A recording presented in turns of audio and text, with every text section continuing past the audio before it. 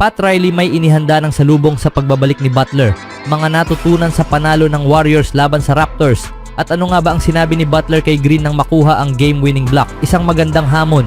Ngunit bago ang lahat, kung gusto nyo ng matibay na basketball shoes, New Luka 3, mabibili lamang sa halagang $2,899. I-click lang ang link sa comment section. Ang mga lumang alitan ay hindi kailanman namamatay, tulad ng kaso sa pagitan ng presidente ng Miami Heat na si Pat Riley at forward ng Golden State Warriors na si Jimmy Butler. Matapos ipagpalit ng Heat si Butler sa Warriors, ito ay naging bahagi ng isang matagal na drama sa pagitan nilang dalawa. Sa simula pa lang, nais ni Butler ng isang kontratang extension. Higit sa lahat, gusto niyang maramdaman ang pagpapahalaga at respeto. Pakiramdam niya, hindi iyon ibinibigay sa kanya ni Riley. Sa kabilang banda, hindi rin handa si Riley na ibigay ang hinihiling ni Butler. Ang kanyang edad na sinamahan ng kasaysayan ng mga injury sa mga nakaraang taon ay hindi magandang senyales. Gayunpaman, magkaiba ang naging kapalaran ng Warriors at Heat matapos ang trade. Ang Golden State ay gumanda ang record ng kasama si Butler sa lineup. Samantala, ang Miami naman ay natalo sa kanilang huling 9 na laro. Kahapon, natalo sila matapos ang game-winning shot ni Cade Cunningham. Sa anumang kaso, magkikita ang dalawang team sa susunod na linggo. Sa Dan Le Batard Show, ipinaliwanag kung paano maaaring tratuhin ni Riley si Butler sa kanyang pagbabalik sa South Beach. Alam ko kung gaano kagalit si Pat Riley at magugulat ako kung bibitawan niya ang galit na iyon para lang sa itsura ng bagay, sabi ni Riley. Mas tatayaan ko na hindi mo makukuha ang kaluwalhatian. Maaring may makuha ka, pero ito'y magiging isang token na bagay lang para hindi ito maging malaking usapan. Kung isasaalang-alang ang kasalukuyang record ng bawat koponan, ang trade na ito ay nag-iwan ng mapait na lasa sa bibig ng mga tagahanga ng Heat. Lalo pat nakuha ni Butler ang lahat ng kanyang gusto sa trade na ito. Nakuha niya ang kontratang nais niya at nakapaglaro sa isang championship caliber na koponan tulad ng Warriors. Sina Stephen Curry at Draymond Green ay huwaran ng championship standard. Maging si Green mismo ay nagsabi na pinapalakas ni Butler ang tsansa ng Warriors na maging mga title contenders. Habang papalapit ang pagbabalik ni Butler sa Miami, maaaring maghalo ang reaksyon ng mga tagahanga ng Heat. Sa anumang paraan, ipinaliwanag ni Le Batard kung ano ang maaaring mangyari.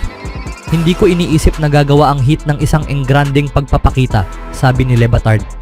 Sa tingin ko, masyado ninyong binibigyan ng kredito ang mga tagahanga ng Miami kung paano sila magpakita ng galit kaysa sa nararapat. Sa dulo ng araw, maaring may mainit na pagtanggap para kay Butler o baka wala. Ano man ang mangyari, siguradong may bahid pa rin ng sama ng loob si Riley. Anong masasabi nyo sa paghaharap na ito, mga kaibigan?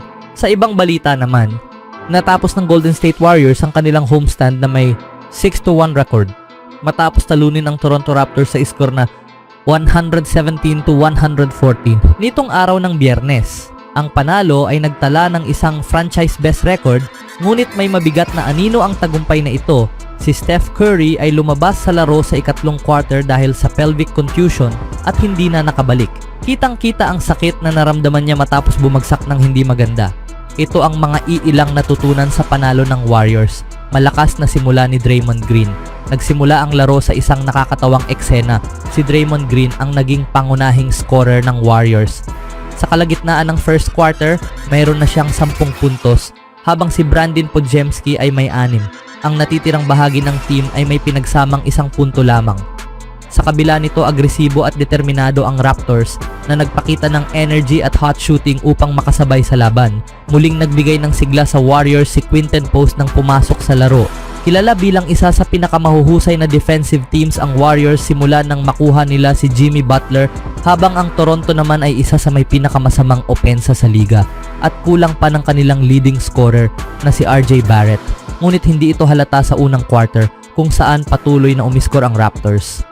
Ang sumunod, Podziemski at Green, naging bida sa ikalawang quarter. Pagpasok ng ikalawang quarter, patuloy ang matinding laro ni Podziemski at Green. Umabot sa 4 na 3-pointers si Green at sila ni Podziemski ay may pinagsamang 29 sa unang 44 na puntos ng Warriors.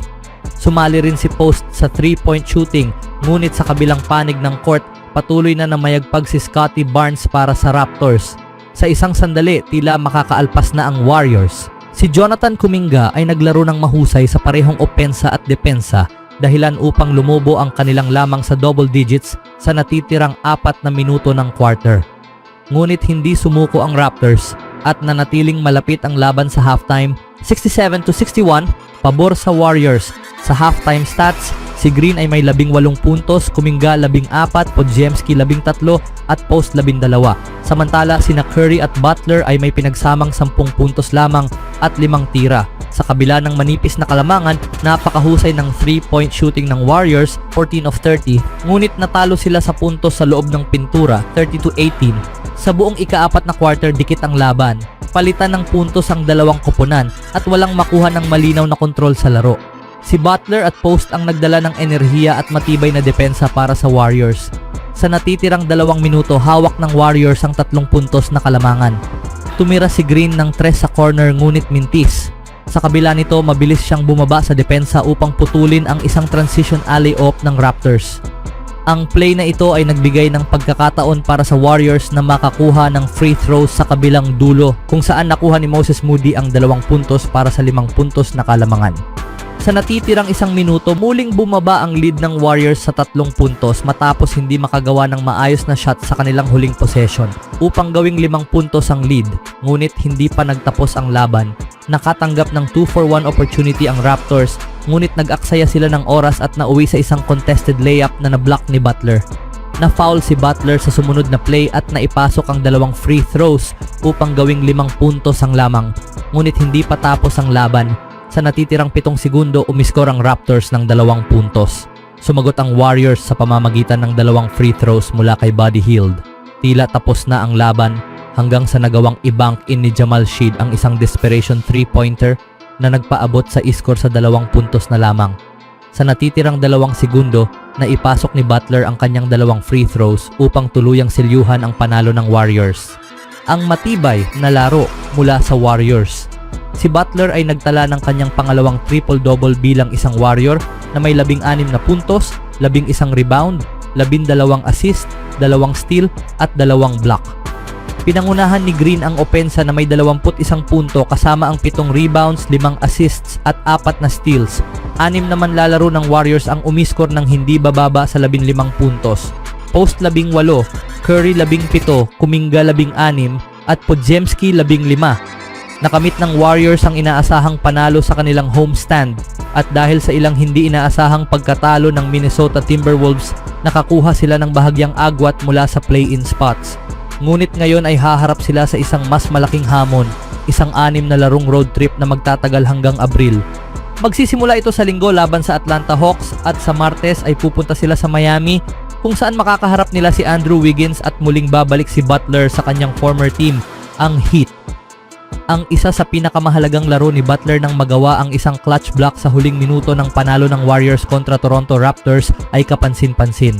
Mabilis siyang tumakbo papunta kay Green kung saan nagkaroon sila ng sandaling palitan ng salita bago magdiwang kasama ang team. Kaya ano nga ba ang sinabi ni Butler sa former NBA Defensive Player of the Year? Kaya ko rin yan, sabi ni Butler sa mga reporter nang tanungin kung ano ang sinabi niya kay Green matapos ang block. Gaya ng palagi kong sinasabi, sobrang nire-respeto ko si Draymond. Lalo na ngayong gabi kasi nag-shoot siya ng 14 na tres. Gustong gusto ko yun. Gagawin niya ang kahit ano para siguraduhing makuha namin ang panalo. Kahit anong hilingin mo sa kanya, handa siyang gawin yon. Kaya natutuwa akong minsan makasunod ako sa daan niya. Anong masasabi niyo sa panalo ng Warriors mga kaibigan?